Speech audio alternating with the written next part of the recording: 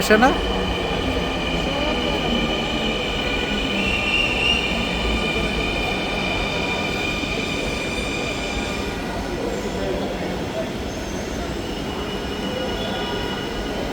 একটা মানুষের মনে হচ্ছে প্রচুর মানুষ। হ্যাঁ,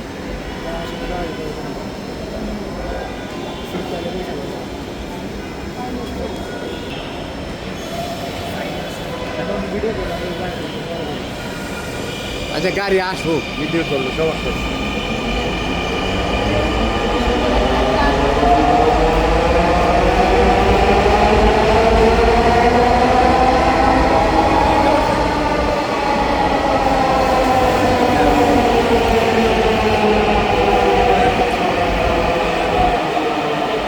ভিড় নাই।